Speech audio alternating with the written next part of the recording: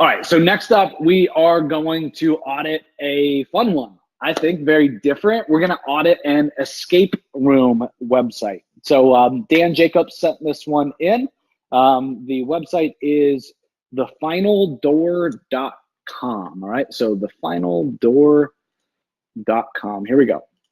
So this is thefinaldoor.com. So the title tag says Columbia, so I'm assuming Columbia, South Carolina. Escape room. I'm just going to do a quick search. Oh, so there's a movie out called Escape Room. That's interesting. Gotta kind of mess with the Google search results for everybody that runs an escape room, right? All right, let's take a look at the website first then. All right, so first things first, this has got to go. This is way too many things at the top, right? 1, 2, 3, 4, 5, 6, 7, 8, 9, 10, 11, 12, 13, 14 buttons in your top nav bar, or 14 links. So I would pedal that down, whittle that thing down, try to get down to 4 or 5 links. All right, 4 or 5 links. And what you got to think about is your first-time visitors, right? That's who you got to cater to, right? So cater to the first-time visitors, okay? And the goal is that our website, first and foremost, has to cater to first-time visitors, right? To get them to convert, to get them to come in and to do business with us and to make a sale happen so that we can show them how amazing they are, right? Or how amazing we are, how amazing our service is, right? If we're doing an escape room, how amazing the escape room is and how we crush everybody else and how this is a great activity. And then we can get their email address and their phone number, and we can keep marketing to them and keep them coming back, right? Over and over and over. So to kind of bring that point home, like, do you think when somebody lands here that most of the people are going to be interested in planning an event? No. Do you think that most people that are looking right now, right, for an escape room are looking to buy a gift certificate? No. Are they interested in deals? Definitely interested in deals. Are they open to or interested in news? Probably not. Photos? Yeah, I mean, I think that's cool, but you know, photos of the facility, but I don't know, a whole tab or page dedicated to team photos when you're looking at going to, you know, an escape room? I don't know. Is that valuable to visitors? I wouldn't think so. All right, so yes, this is in Columbia, South Carolina. So just think about that, right? Think about that first time visitor website experience and what they're gonna wanna see. I'm not saying you can't have pages for all this other stuff, just don't have it at the top and right front and center. All right, great. So next up is the headline, right? And sub-headline. So high immersion, escape rooms, captivating fun for friends, families, and work teams. I love that, right? But when we scroll down, like, this is kind of the same thing, right? Columbia's #1 escape room, rated one of the top 20 escape rooms in the nation. Couldn't we blend like these two together?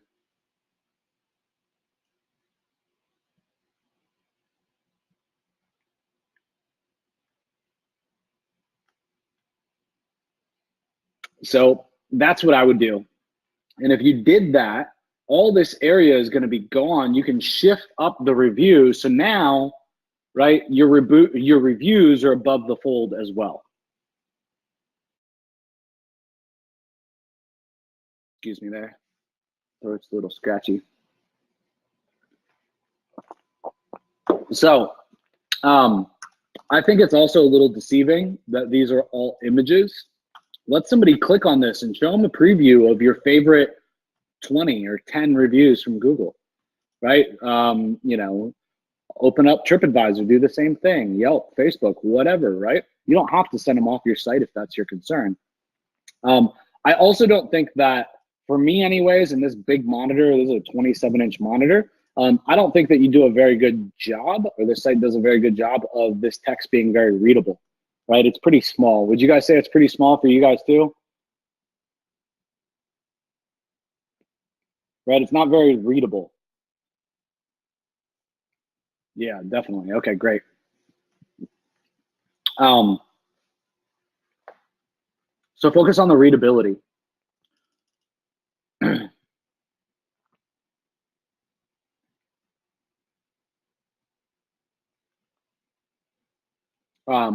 I think that this is great. Featured by, right, all these local places that have talked about them. I would get that up further for sure on the page. Subscribe, like, why do you think somebody's going to subscribe here? Right? Sign up with your email address to receive news and updates. Like, unless they're a diehard fan of the Final Door and they come, I don't know what's a frequent visit number for an escape room. I'm not really sure. They come once a week or every other week, right? They probably don't really give two shits about receiving news and updates. So I wouldn't have this here. I think a natural place to put this could be with the deals, right? So it's like subscribe and get updates on deals. Like that makes sense. Like there's a real reason for somebody to opt in then. It's just like opt in to stay updated. Not a very good reason.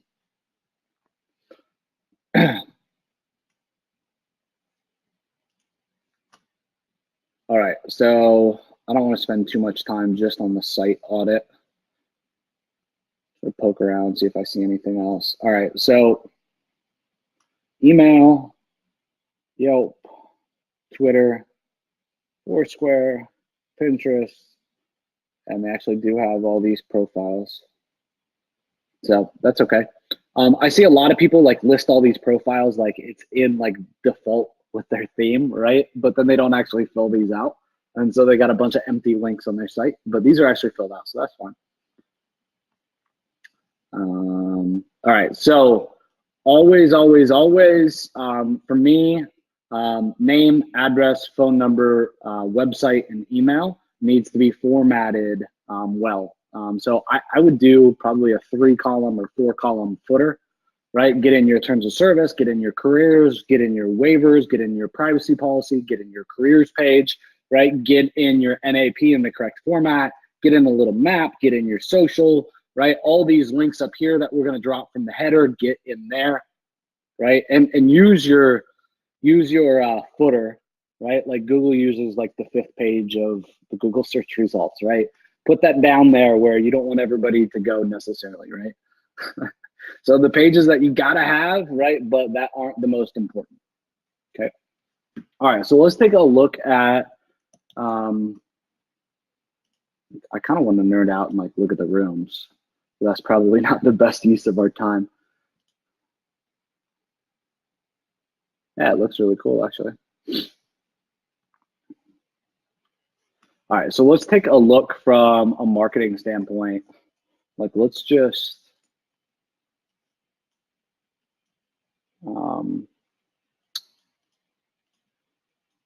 log into Ahrefs here. Hang on one second.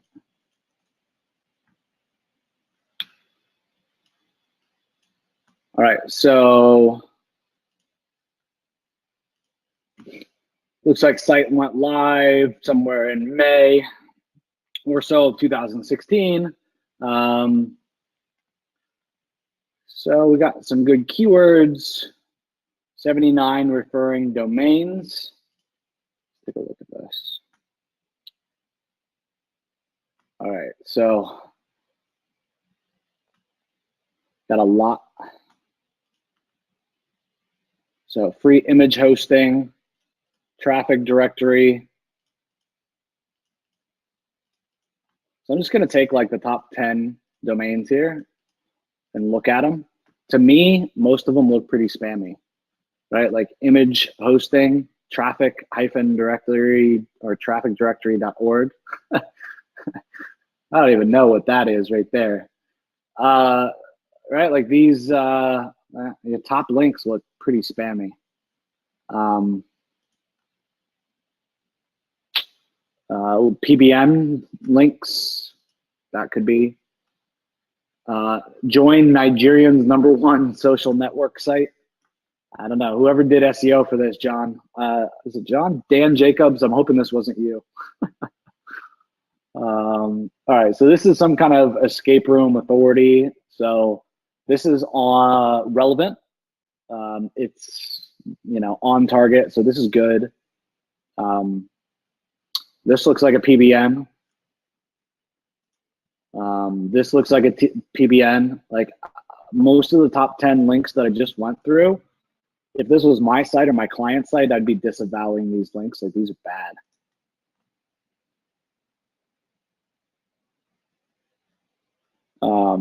So I would be really concerned with that if I were you, like really concerned for my client. Whether you did it or not, it's something that needs to be rectified. So the way that I would rectify that, you could use a service like WL Marketing, but go get in some citations. Those are links that you should have. So do the local business listings, right? And if I were you, I'd do it right and do it nice. And I'd go with the 300 enhanced local business listings. So they're going to be more of a complete profile build out. It's only $800 or $180, I'm sorry. So I would do that.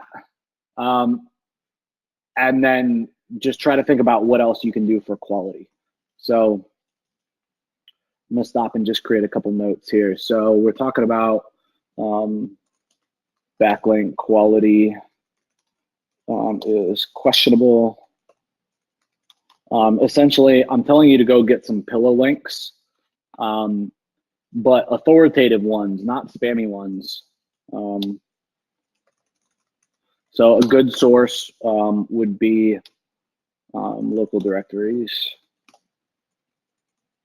And I don't care if you got a local site or you got an e-com site or whatever. I think that citations are a good way to get pillow links and build root domains. So the other thing that I would do is I'd do a press release and I'd pay for some good distribution. Not just the typical $20 press release distribution pack, right? I would look at my options, I'd weigh out my options, and I'd try to get on some more authoritative sites with some extended release options, right? So that, again, you can build more root domains and quality, because frankly, these aren't quality, man. This concerns me. All right, so on the site then, we talked about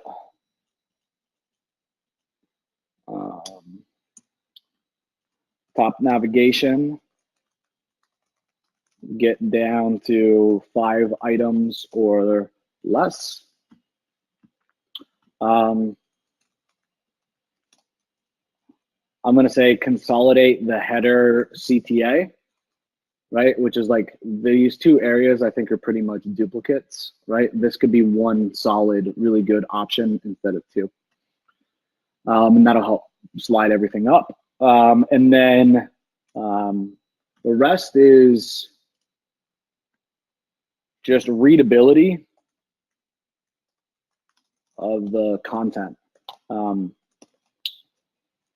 And on all browsers and devices.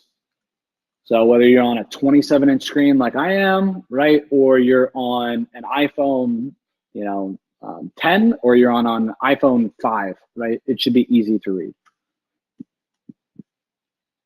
All right, let's take a look at how he's actually ranking. Again, this is going to be hard. So the domain is the final door.